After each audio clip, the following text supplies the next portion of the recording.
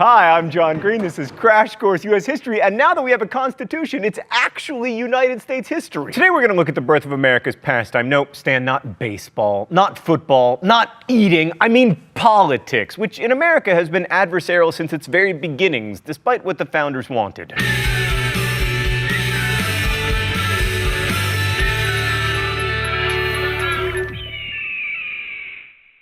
We looked at the first big conflict in American politics last week, Constitution or Articles of Confederation. I hope that I convinced you that we made the correct choice, but regardless, we made it. The Constitution passed. But immediately following the passage of the Constitution, a pretty fundamental conflict came up. What kind of country should we be? Mr. Green, the U.S. is supposed to be the policeman of the world and keep all the people in the green parts of not America from hurting themselves. Oh, me from the past. We don't get into that stuff until 1823.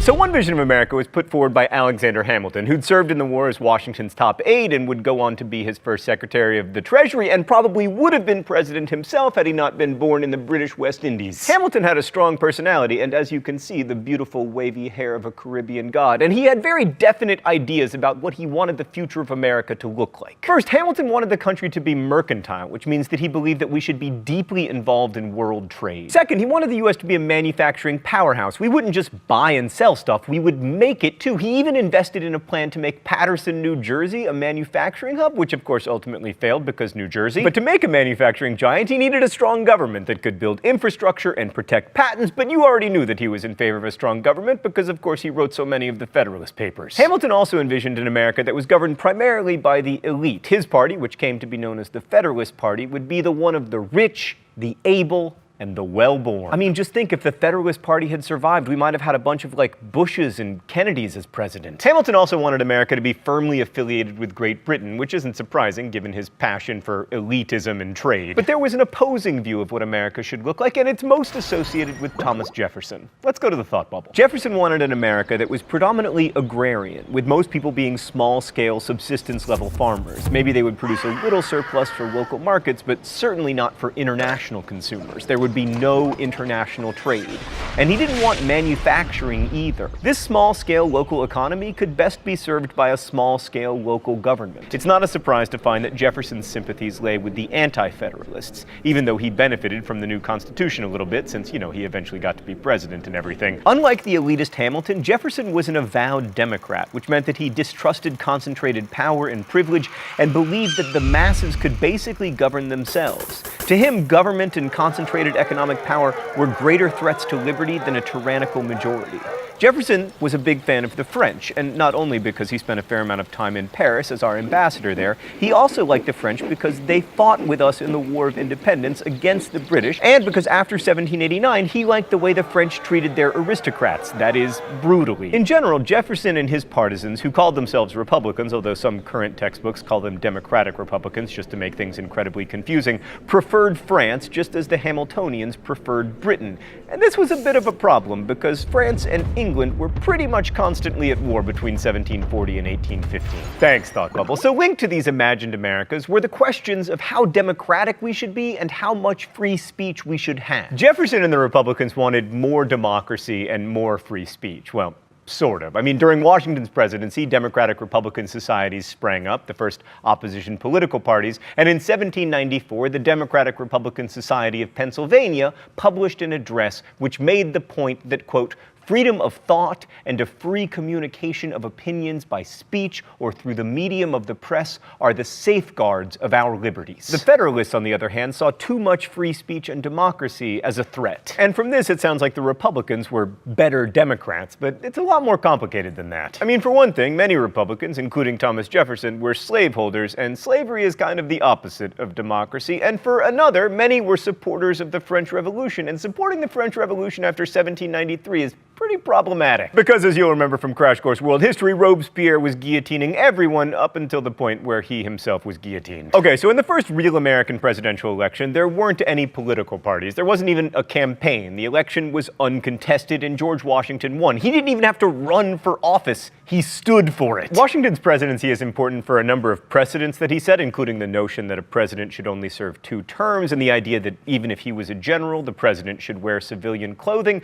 But he wasn't the real politician. policy brains. Hamilton was. Washington probably wouldn't have called himself a Federalist, but he backed Hamilton's plan for a stronger nation. And to that end, Hamilton began the great American tradition of having a 5-point plan. Point 1, establish the nation's credit worthiness. Hamilton realized that if the new nation wanted to be taken seriously, it had to pay off its debts, most of which had come during the war. And to do this, Hamilton proposed that the U.S. government assume the debts that the states had amassed. Point 2, create a national debt. That's something you don't hear politicians say these days. Hamilton wanted to create new interest-bearing bonds, hoping to give the rich people a stake in our nation's success. Point 3, create a Bank of the United States. This bank would be private and it would turn a profit for its shareholders, but it would hold public funds and issue notes that would circulate as currency, and the bank would definitely be needed to house all the money that was expected to be raised from point 4, a whiskey tax. Then, as now, Americans like to drink, and one sure way to raise money was to set an excise tax on whiskey, which might reduce drinking on the margins or cause people to switch to beer, but what it would definitely do is hurt small farmers, who found the most profitable use of their grain was to distill it into sweet, sweet whiskey. So the whiskey tax really upset small farmers, as we will see in a moment. Point 5, encourage domestic industrial manufacturing by imposing a tariff. For those of you who think the U.S. was founded on free trade principles,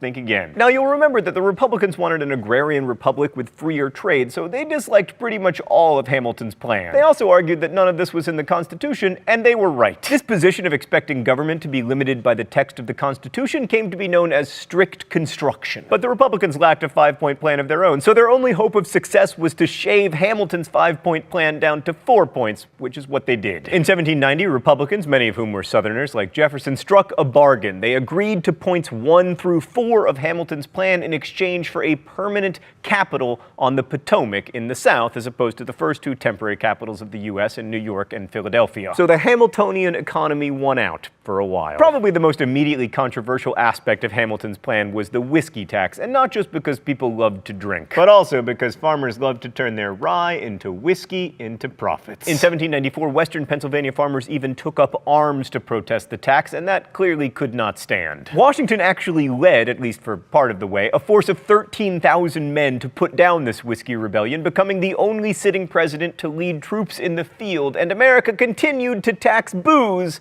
as it does to this day. On the subject of foreign affairs, there was much more agreement. Just kidding. Hamilton wanted the U.S. to have close ties to Britain for commercial reasons, but Britain was perpetually at war with France, with whom the U.S. technically had a perpetual alliance. You know, because they helped us win the American Revolution, they gave us the Statue of Liberty and Marion Cotillard, etc. And the French Revolution made things even more complicated because Republicans liked it, but Federalists, being somewhat conservative and elitist, were afraid of it. This was especially true when French emissary Citizen Genet showed up in 1793 and started hiring American ships to attack British ones. Britain, in response, began impressing American sailors, which sounds fun, but it isn't. It doesn't mean the British sailors wowed Americans with their awesome mermaid tattoos. It means they kidnapped them and forced them to serve in the British Navy. Washington dispatched Secretary of State John Jay to deal with the impressment issue, and he negotiated the boringly named Jay Treaty, which improved trade relations between the U.S. and Britain and said absolutely nothing about impressment or American shipping rights. For the rest of his term, Washington just tried to ignore the problem, thereby inaugurating another presidential tradition, kicking big foreign policy problems down the line for future presidents. By the end of his presidency, George Washington was somewhat disillusioned by politics. His famous call for unity said that with slight shades of difference, you Americans have the same religion,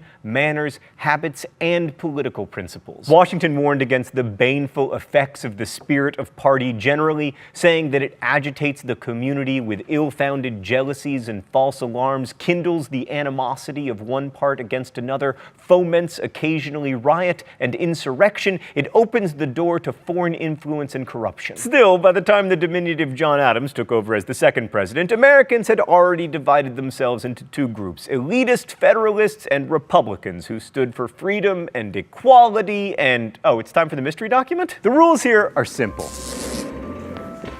I guess the author of the mystery document. If I am right, I do not get shocked. If I am wrong, I do get shocked. All right, let's give it a go. Yes, ye lordy, ye haughty sex, our souls are by nature equal to yours. The same breath of God animates, enlivens, and invigorates us. Were we to grant that animal strength proved anything, taking into consideration the accustomed impartiality of nature, we should be induced to imagine that she had invested the female mind with superior strength as an equivalent for the bodily powers of man. but waiving this, however palpable advantage, for equality only, we wish to contend. So the author of the mystery document is a badass woman. So we have here an argument, and a bit of a snarky one, for equality between men and women. All right, I can do this. Elizabeth Cady Stanton is too young, also probably not funny enough.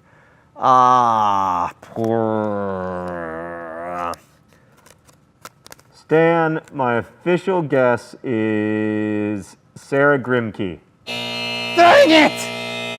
Oh. Judith Sargent Murray. Oh, well, you know, as part of the patriarchy, I probably deserve this anyway. So Judith Sargent Murray reminds us that once unleashed, ideas like liberty and equality spread to places where neither the male Federalists nor the male Republicans wanted them to go. But back to Adams. His election in 1796 exposed a big flaw in our electoral system. Because the vice presidency went to whomever had the second highest total number of electoral votes, and that person happened to be Thomas Jefferson, we ended up in a situation where the president and the vice president were on opposite sides of the political spectrum, which was not good. So they changed the Constitution, but not until after the next election, which featured another screw-up. We are awesome at this! Side note, the Electoral College system would continue to misrepresent the will of the American voters, most notably in 1876, 1888, and 2000, but also in every election! Domestically, Adams continued Hamilton's policy, but Adams' presidency is best known for foreign problems. Especially the way Adams' administration totally overreacted to problems with France. Because we were trying to maintain good commercial relationships with England, and England was perpetually at war with France, France ended up in a quasi-war with the United States despite our eternal alliance. They disrupted our shipping, we felt nervous about their increasingly violent revolution, and then, after 3 French emissaries tried to extort a bribe from the US government as part of negotiations, the so-called XYZ affair, because we didn't want to give the names of these bribe-seeking French scoundrels, the American public turned against France somewhat hysterically, as it will. Taking advantage of the hysteria, Adams pushed through the Alien and Sedition Act. The Alien Act lengthened the period of time it took to become a citizen, and the Sedition Act made it a crime to criticize the government. Among the more famous people prosecuted under the Sedition Act was Matthew Lyon, a congressman from Vermont who was jailed for saying that John Adams was maybe not the best president ever. And while in jail, Lyon won re-election to Congress, which might indicate just how popular this law wasn't. It was so unpopular that Virginia and Kentucky's legislatures passed resolutions against it, claiming that it violated Americans' liberties and that state legislatures had the power to overturn or nullify any federal law that they found to violate the Constitution. This whole business of nullification in states' rights, it will return. The Alien and Sedition Acts were allowed to lapse under Jefferson, and they didn't lead to widespread arrests of everyone who called Adams a tyrant or expressed admiration for the French Revolution, and even though they weren't popular, they didn't doom the Federalist Party either, even though no Federalist was elected president after Adams. But the Alien and Sedition Acts and the response to them from Virginia and Kentucky are important because they show us how unsettled American politics were in the first decade of this country's existence. Even something as basic as freedom of speech was up for grabs as America tried to figure out what kind of country it was going to be. That's important to think about when studying American history, but it's also important to think about when looking at new democracies. You might think that Thomas Jefferson winning the presidential election of 1800 settled all this stuff, but it wasn't so simple. It never is, really. Thanks for watching. I'll see you next week. Crash Course is produced and directed by Stan Muller. Our script supervisor is Meredith Danko. The associate producer is Danica Johnson. The show is written by my high school history teacher, Raoul Meyer, and myself, and our graphics team is Thought Cafe. If you have questions about today's video, particularly if they're actual questions and not passive-aggressive attempts to impose your ideology upon other people, leave them in comments where they will be answered by our team of historians. We're also accepting your submissions for Libertage captions. Thanks for watching Crash Course, and as we say in my hometown, don't forget to be awesome.